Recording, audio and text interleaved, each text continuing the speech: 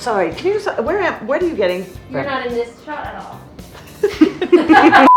My name is Blaze Teicher, and I directed Travel Turnstip by Mary Elizabeth Hamilton. Hi, Blaze. Hello. How's it going? It's going. It's good. I'm just curious to know, in general, why did you pick this play? I was just really drawn to sort of the quiet beauty and a little bit of the desperation as well of this time that feels really uncontrollable when humans really tend to want to control things. You have a real challenge in that you have two very distinct places where this play takes place. I think it was really important from the beginning establishing the relationship between those two places and moments that they kind of meld or peel away from one another. And why did you choose a choreographer as your designer?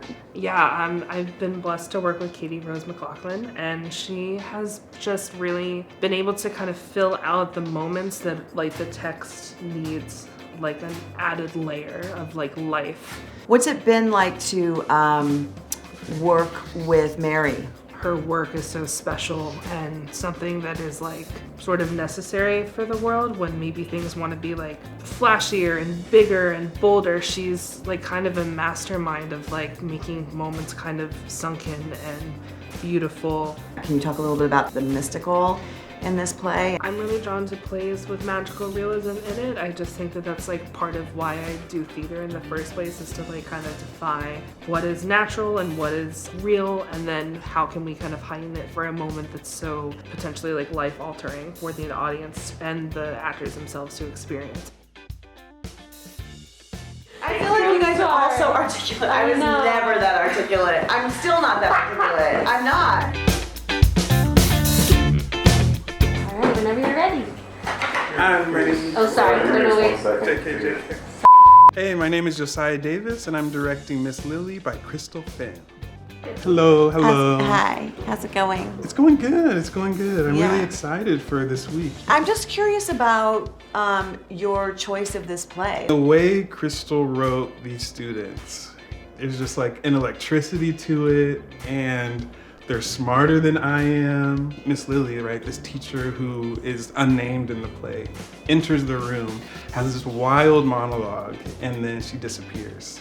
And so I read that and I was like, well, this is amazing. Also, I don't get it. And I'm also hearing like the challenge, the not knowing how to approach something is also appealing to you. Yeah, absolutely. Of like, what is this impossible thing that we have to make happen live? In this case is fingernails that grow and wrap around the children and pin them to the floor. So what do you think that you learned from this process, since you are a spectacle-oriented person? Even if you have the big idea, is it the right idea? Right.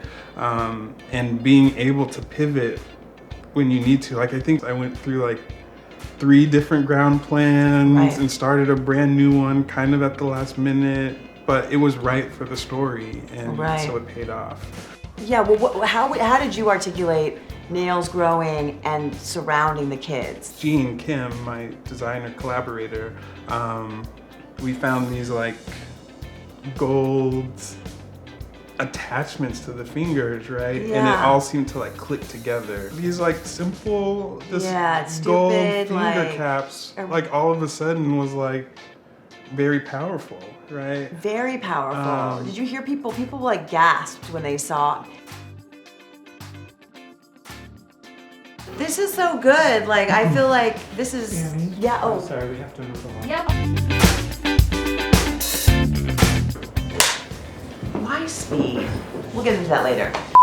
Hi, I'm Tara Elliott. I'm working on The Joy of Painting by Brittany Allen. Hi Tara, how's it going?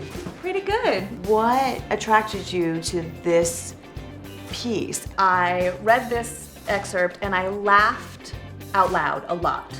And something about like the pure joy of the comedy that I found in this piece that felt really alluring to me. And like I could commit myself to doing something that felt joyful. Yeah. And I think that's been like so much of the journey of uncovering this piece, is figuring out how what's set out in the beginning is Yeah. answered in the In end. the end, right. That's so true. And what was that conversation like? This is a play I did not understand until I staged it. And that's oftentimes with pieces that like have these kind of like layers and like modes of performance and different tonal moments. I have to put them on their feet in order to see what's there. And so it wasn't until I'd staged it that I knew like what the options for the ending even could be. And so you also have this sort of chorus. How did you end up where you are with them? The question of who the somebodies are and how they should be played. The needle I'm trying to thread is that like they both drive the action of the story and kind of allow it to pop in its comedy, but also really support like the moments of tenderness and like real emotional stakes that are happening. Is there something about having to work in this situation under these circumstances that might impact the way that you direct into the future? Totally. I mean, I am generally a proponent of like poor theater and in like utilizing few objects well. And so I feel like this just underscores the, and has helped me shape my ability to do that. Although I really miss lights. I know.